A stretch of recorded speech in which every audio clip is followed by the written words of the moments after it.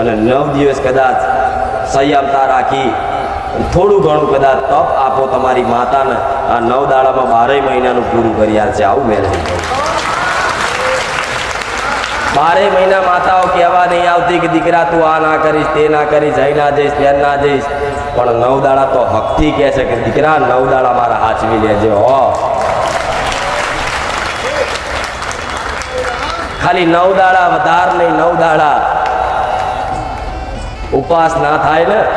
કોઈને એવું હોય કદાચ કે માં ભૂખ્યું નહીં રહેવાતું, હું માતા એવું કહું છું, તમારથી કદાચ ઉપવાસ ના થાય તો બળજબરી ઉપવાસ કરવાની જરૂર નહીં. હું માતા એવું કહું છું, તમે એક ભૂખ્યા રહેશો ઉપવાસમાં, અને હું એવું કહું છું કદાચ 10 જીવ તમારાથી રાજી થયા ને તોય તમારી માં રાજી રહેશે.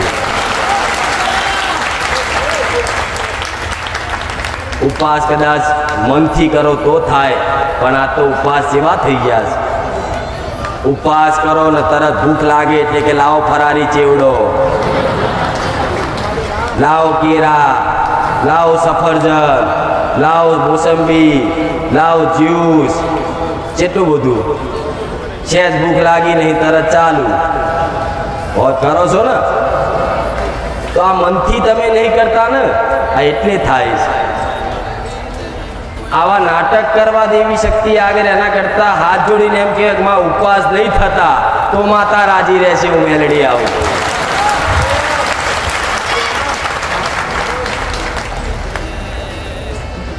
એટલે કદાચ કોઈનાથી ઉપવાસ ના થાય તો ફરજિયાત નહીં કહું ઉપવાસ કરજો, પણ આ 9 દાડા છે ને બહારનું ખાવાનું, મસાલેદાર ખાવાનું, તામસિક જેને ખોરાક કહેતા હોય, તીખું તરેલું, આ બધું ઓછું ખાવ ને તો તમારું શરીર તંદુરસ્ત રહેશે. એમાં તમારો જ ફાયદો છે, દેવી શક્તિનો ફાયદો. દેવી શક્તિ ઉપવાસ તમારા માટે જ કરાવે છે. નકર કઈ માં એવી છે પોતાના દીકરાને ભૂખ્યા રાખીને રાજી થાય? કોઈ એવી માતા કે પોતાના દીકરાને ભૂખ્યા રાખીને પોતે રાજી થાય, ખુશ થાય, દીકરા તું ભૂખ્યો થયો ને તો હું રાજી થઈ? ના, તમને ભૂખ લાગે મને લાગે, તમને દુઃખ લાગે મને લાગે, તો જે મને લાગતું હોય એ વસ્તુ હું કરું ખરી? તો હું કોઈ પરાણે નહીં કહું કે ઉપવાસ કરજો, પણ ઉપવાસ જેનાથી થાય છે, જે પહેલેથી કરે છે એ કરતા જ રહેજો. પણ નવા કદાચ કોઈ પહેલી વાર મારા સાનિધ્યમાં ઈચ્છા જાગી હોય કે માં નોરતા નીતિ નિયમ પાલન રાખવું છે તો માં આશીર્વાદ આપજે. જેવા દીકરાએ કદાચ મનથી ખાલી વિચાર કર્યો હશે ને એવાના મારા મેલડીના આશીર્વાદ રહેશે. જાઓ, તમારા ઉપવાસ સફળ કરવામાં હારોહાર રહીશ, તમારા નીતિ નિયમ પડાવવામાં હારોહાર રહીશ.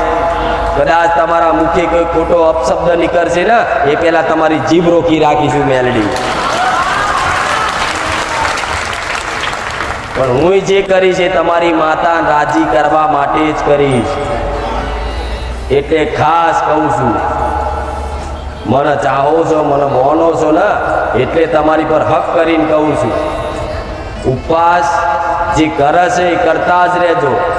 જે નહીં કરતા, જેનાથી નહીં થતા, એના માટે એવું કહીશ કે રોજે રોજ નોરતા છે ને તો તમારા માતાના નોમથી ગાયને કદાચ પૂરા કે ઘેરથી રોટલા બનાવીને ખવડાવજો, તમારી માં રાજી રહેશે. તમારી માતા રાજી રહેશે.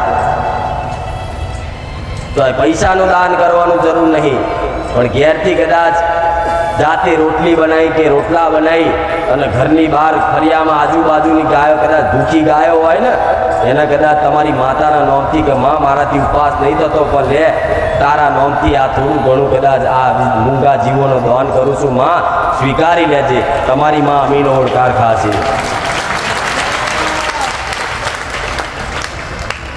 ત્યારે દરેક માણસ કે માતા નિવેદ બનાવડાવે ને તો શું કે હવા શેરનું બનાવજો. કોઈ આટલો મોટો થાર બનાવો તો શું કામ માતા નિવેદ વધાર માગતી? એ મારી વસ્તી લેશે અને વધશે ને તો આવી ગાયો કૂતરા ખાશે, એમાં માતા દેવી શક્તિ રાજી રહે. તો જેટલા આવું કરશે ખાલી ખાલીના બધાના ફોટા પાડું છું હો. નકર જો ખાલી ખાલી કીધું ને તો ગાયને રોટલી ખવડાવજે, ગોથું માર કહેતા નહીં. ભલે રામ. હા, તમે તમારી માતા માટે કરો, પણ આટલી બધી આંગળી ઊંચી થઈ ને તો હું રાજી થઈ જતો ખરા.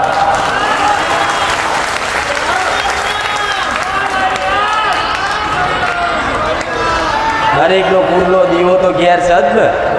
અને કોઈને એવું હોય કે માતાજી અમારે બધું જ કરવું છે, પણ અમારી કુળની માતા અમને ખબર, તો એમના માટે કહીશ, ખાસ કહીશ કે તમને ખબર નહીં કે મારી કુળદેવી કોણ છે, પણ તમારી કુળદેવી તો 100% ખબર છે કે આ મારો દીકરો દીકરી છે.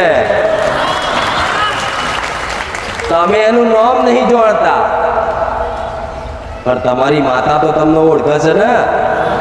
હું તો કહું ગમે તે માતા હોય, પણ કુળદેવીનો કદાચ જે જોડતા ના હોય કે મારી કુળની માતા કોણ છે, એના માટે હું એવું કહીશ, પાટલી પર કદાચ તમારી કુળની માતાનો દીવો કરી અને ચોખાનું નિવેદ અને જે રીતે તમે પૂજા પાઠ ચોલ્લો કરી ભક્તિ કરતા હોય, વધાવતા હોય, એ રીતે ભક્તિ કરશો ને તો તમારી માતા સુધી પહોંચાડીશ ને. તમે નહીં જોડતા તમારી માતાનું નામ, પણ હું તો જોડું છું. તમારી માતાને કહીશ કે જા, તારા નિવેદ તારા નામથી કર્યું છે, તારી અસલ ઓળખ હાલજે. જો કદાચ નોરતામાં જેને કુળદેવી ખબર નહીં, એના જો સપને આવીને કુળદેવીના દર્શન ના કરાવડાવું ને તો હું મેલડી નહીં.